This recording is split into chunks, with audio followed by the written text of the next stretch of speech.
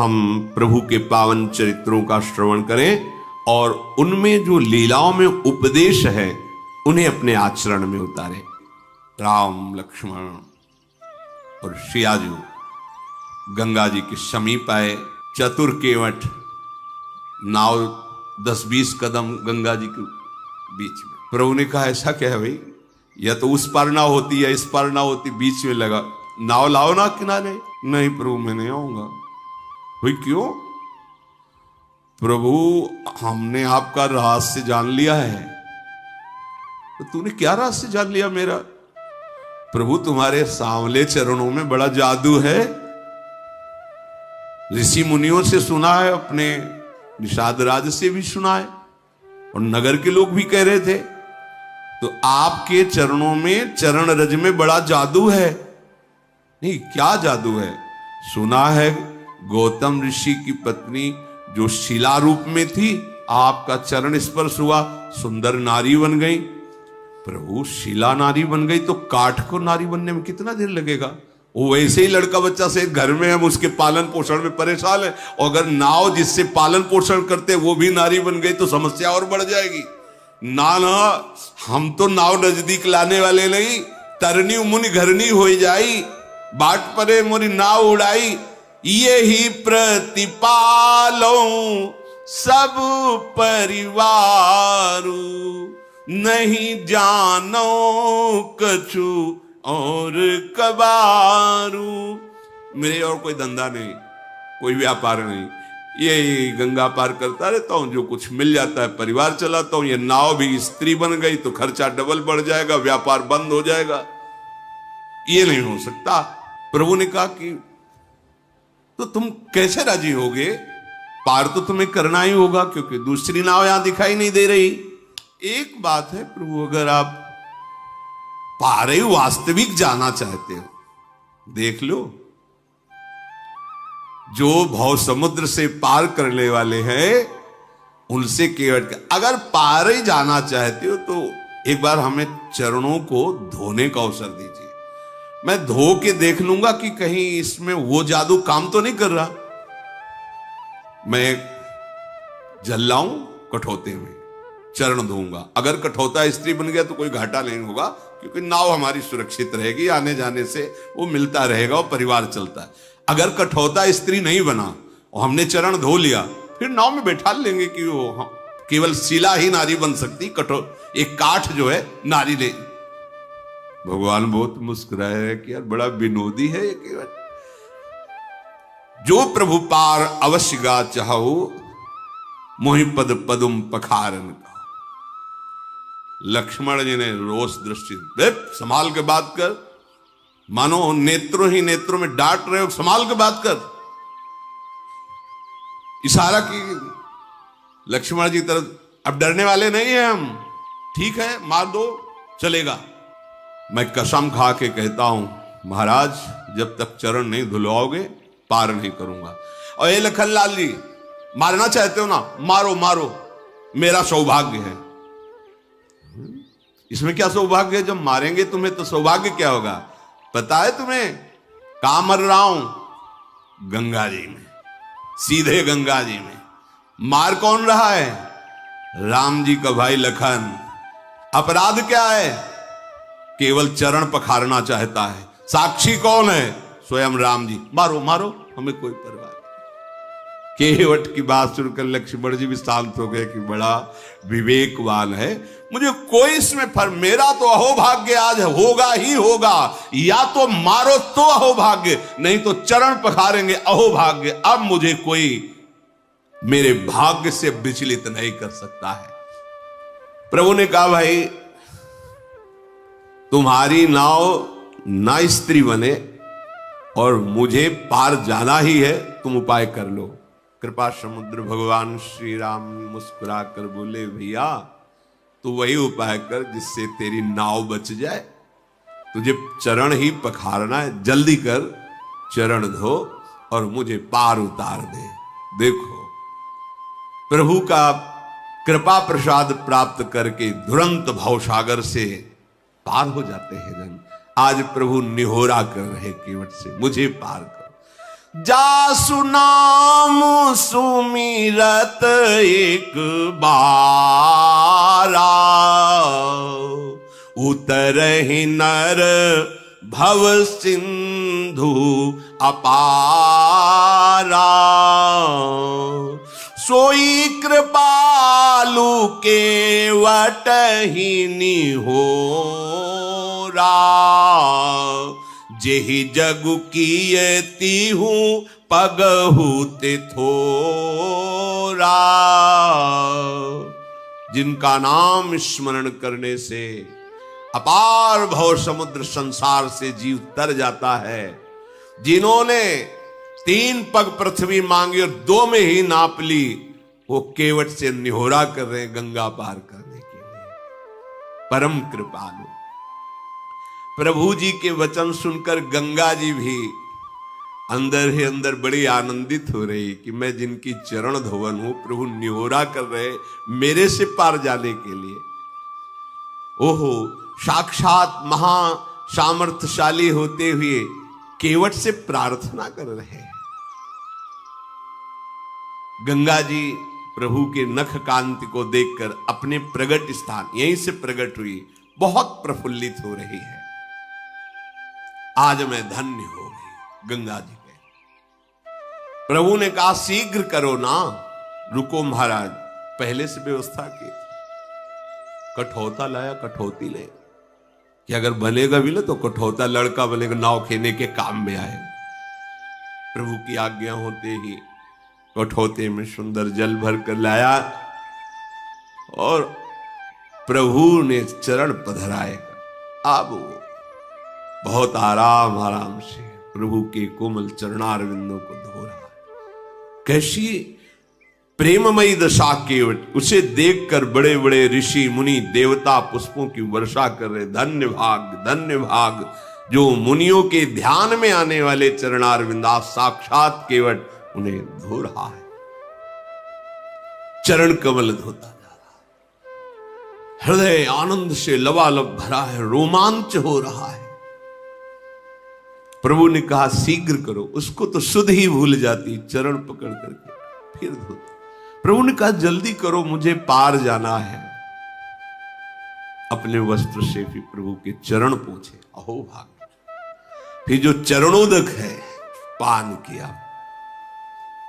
चरणोदक प्रभु का पान करते ही जितने उसके पितर थे सब भगवत प्राप्त हो गए। पितर लोक में जितने पितर थे सब भगवत प्राप्त हो गए। जो उसका पूरा परिवार था उसका भगवत प्राप्ति निश्चित, जैसे पास बन गया हो। पद पखारी जलपान करी तो आप सहित परिवार और पितर पारो। आप पूरा परिवार पितर सब भगवत धाम के वासी, सब परम पद के अधिकारी। इसीलिए ये नहीं सोचना चाहिए कि हमारे परिवार का क्या होगा।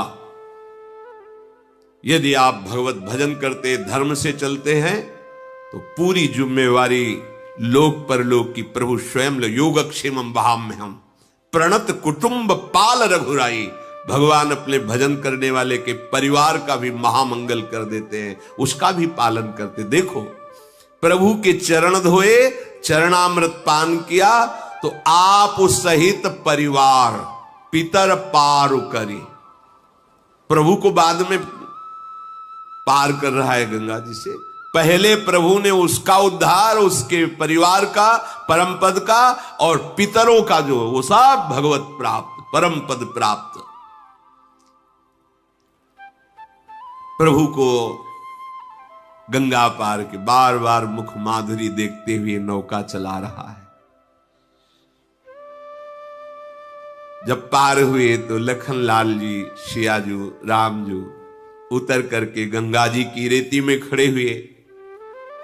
केवट की तो दशा इस समय बार बार हाथ जोड़ता है, मुखारविंद की तरफ देखता है, साष्टांग दंडवत होता, फिर खड़ा होता, फिर देखता है, फिर साष्टांग दंडवत। भगवान को ऐसा लगा कि शायद कुछ उतराई नहीं दी है, इसलिए ज्यादा दंडवत हो रही क्या। सब कुछ जैसा प्रभु को लग रहा है कि देना चाहिए उतराई। प्रभु सकुच यही कछु नहीं देना, इसको तो कुछ दिया नहीं। देखो हमारे प्रभु का स्वभाव देखो, सब कुछ दे दिया पर क्या सकुच है, इसको कुछ दिया नहीं। इसीलिए इनके समान केवल यही है, उसको परम पद, उसके परिवार को परम पद, उसके पितरों को परम पद, देवता ऋषि मुनि केवट की प्रशंसा करके पुष्प बरसा रहे, जगत बंदनी बना दिया। और प्रभु को सकुच क्या है, प्रभु इस सकुच यही नहीं कछु, इसको तो अभी कुछ दिया नहीं है। तो पिय ही की सिय जान निहारी, मणि मुदरी मन मुदित उतारी, कहे वो कृपालु ले ही उतराई, केवट चरण गहे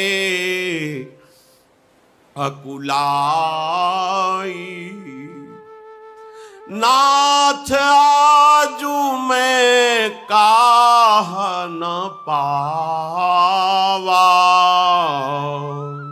मिटे दोष दुख दारिद दावा, बहुत काल में किन्ह मंजूरी, आजू दीन विधि बनी भली पूरी, अब कछु नाथ न चाहिए मोरे, दीन दयाल अनुग्रह तोरे। प्रभु के हृदय की बात जानने वाली सियाजू ने अपनी अंगूठी उतारी जो मणि जटित थी, कहा प्रभु दे दीजिए। प्रभु से अंगूठी के लेकर कहा ये उतराए ले लो, विकल हो के चरणों में, प्रभु अब कुछ नहीं चाहिए, आपने जो दिया है, बहुत जन्म जन्म से मेहनत करता रहा, जन्म जन्म न जाने किस योन में गया, क्या क्या कर्म किए, नाथ आज हमें पूरी मंजूरी मिल गई। क्या पूरी मंजूरी क्या है, आपके चरणारविंद का स्पर्श, आपके चरणों की सेवा और आपके चरणों का प्रेम। अब नाथ मुझे कुछ, अब मैं तृप्त हो गया हूं, अब कृतकृत्य हो गया हूं, अब कोई चाह नहीं रह गई है। नाथ आपको पा लिया तो आज सब कुछ पा लिया, अब कुछ पाना बाकी नहीं रहा। मेरे दोष, मेरे दुख, मेरी दरिद्रता सब नष्ट हो गई। आपके चरणों का स्पर्श करते ही मेरे हृदय में जो परमानंद, अब इससे बढ़कर कोई भेंट नहीं है। दीनदयाल आप कृपा कीजिए, अब मुझे कुछ देकर, ऐसी बात में अब मुझे कुछ नहीं चाहिए। प्रभु बार बार करे कि ले लो ना, नहीं ठीक है, वो सब ठीक है, आप ले लो। जब केवट ने देखा बार बार प्रभु आज्ञा कर रहे, तो हाथ जोड़ के कहा प्रभु अभी नहीं, जब आप लौट के आओगे ना वनवास पूरा करके, फिर आप जो दोगे मैं प्रसाद समझकर स्वीकार कर लूंगा। फिर ती बार मोहि जो देवा, सो प्रसाद में सिर धरि लेवा। अभी तो नहीं प्रभु, अभी तो जो दिया है तृप्त कर दिया। हे नाथ बहुत कीन प्रभु लखन सिंह, नहीं कछु केवट ले, विदा कीन करुणा यतन। ध्यान दीजिए, बहुत प्रयास कर रहे हैं प्रभु लक्ष्मण जी, सिया जी, लेकिन केवट कुछ नहीं ले रहा। भगवान फिर दे रहे हैं, क्या ये मिलना बड़ा कठिन है। बहुत कीन प्रभु लखन सिय, नहीं कछु केवट ले, तू विदा कीन करुणा यतन, भगति विमल बर दे। जाओ, तुम्हारे हृदय में प्रेम लक्षणा अखंड भक्ति, अविरल भक्ति, ये दुर्लभ है, इससे बढ़कर कोई लाभ नहीं है। करुणा के धाम प्रभु अपने श्री चरणों का प्रेम प्रदान के, नहीं कछु केवट ले तो फिर क्या दे, प्रेम पाई रस भक्ति गूढ़, जुग जुग जग दुर्लभ भव इंद्रादि विधिम, आगम अरु निगम पुराण अगोचर, वो महाप्रेम। फिर रघुनाथ जी ने महादेव जी को शरणवा करके गंगा जी से नमन करके आज्ञा ली। सीता जी ने भी गंगा जी को प्रणाम किया और कहा, आपके आशीर्वाद से 14 वर्ष पूरे होकर जब वापस होंगी तो आपको पुनः प्रणाम करेंगी, आपकी आराधना करेंगी। पति देवर संग कुशल बहोरी, आय करो जेहि पूजा तोरी, आप ऐसी कृपा कीजिए। तो गंगा जी की धारा से वाणी प्रकट हुई। जब सियाजू ने गंगा जी से ऐसी प्रार्थना की तो गंगा की धारा से गंगा जी बोली, वाणी प्रकट हुई, हे श्री राम की प्रिया जानकी, तुम्हारा प्रभाव कौन है जो जानता ना हो। आपके एक इशारे को बड़े बड़े लोकपाल ताकते रहते हैं, समस्त सिद्धियां हाथ जोड़े आपकी सेवा के लिए खड़ी रहती है। फिर आपने मेरी विनय की, ये तो आप मुझ पर कृपा कर रही हैं, मुझे बड़ाई दे रही हैं। पर हे देवी, मैं आज अपनी वाणी को सफल करने के लिए आपको आशीर्वाद देती हूं। प्राणनाथ भगवान श्री राम, देवर श्री लखनलाल और आप सकुशल अयोध्यापुरी लौटेंगी, तुम्हारी संपूर्ण मनोकामनाएं पूर्ण होंगी और तुम्हारा सुंदर यश जगत भर में छा जाएगा। मंगल के मूल गंगा जी के वचन सुनकर के, गंगा जी को अनुकूल देखकर सीता जी बहुत आनंदित हुई। प्रभु श्री रघुनाथ जी ने निषादराज गुह से कहा, भैया आपकी सेवा बहुत हुई, पिताजी ने हमें जो वनवास का आदेश किया है, आप साथ मत चलिए, आप वापस जाइए। निषादराज गुह का तो मुख सूख गया, हृदय में भारी जलन हुई, चरणों में गिर पड़ा और कहा, प्रभु मेरी विनय सुनिए, कुछ दिन आपके साथ रह लूं। आपको पता नहीं है कौन मार्ग कहां कैसे, मुझे पता है, मैं आपको मार्ग दिखाऊंगा। जहां आप रुकेंगे सुंदर पर्णकुटी की रचना करूंगा और प्रभु कंदमूल फलों की मुझे पहचान है, मैं लाके आपकी सेवा में। प्रभु मैं अभी तो नहीं जा सकता, अगर अभी आप कहेंगे तो जीवित रहना असंभव है। प्रभु ने निषादराज गुह की ओर देखा कि प्रेम विकल है।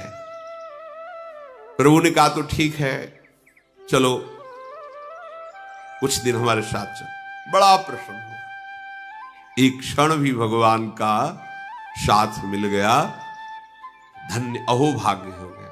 फिर सेवा, फिर कई दिन सानिध्य और फिर निरंतर सानिध्य। तो ये उपासना निरंतर सानिध्य प्रदान करती है। छिन छिन बिहरत संग, छिन छिन निरखत प्रेम भरी, छिन जस कहत अभंग, यह जो कृपा हरिवंश की। प्रियालाल प्रतिपल साथ रहते हैं, कभी बिछुड़ना नहीं, आनंद ही आनंद। ये सब बिछुड़ने वाला देश है, शरीर बिछुड़ेगा, प्रिय मित्र बिछुड़ेगा, सब सगे संबंधी बिछुड़े, आप अकेले होगे। अगर उपासना परिपक्व कर लो तो प्रियालाल के समीप अनंत काल तक के लिए, जहां प्रलय की पवन का भी प्रवेश नहीं, दिव्य चिदानंद वृंदावन। प्रभु श्री राम महादेव जी को नमस्कार करके निषादराज लखन जी और सियाजू के सहित आगे बढ़े। उस दिन सुंदर एक पेड़ के नीचे निवास हुआ। सखा गुह ने सुंदर विश्राम की व्यवस्था की, वही विश्राम की व्यवस्था, कुछ घास लगा के ऊपर कोमल पत्ते बिछाना। फिर प्रातःकालीन प्रभु ने दिनचर्या की, आगे बढ़े तो तीर्थराज प्रयाग के दर्शन हुए, दूर से दिखाई दिया। फिर शिष्य आगे, श्री राधा वल्लभ लाल की।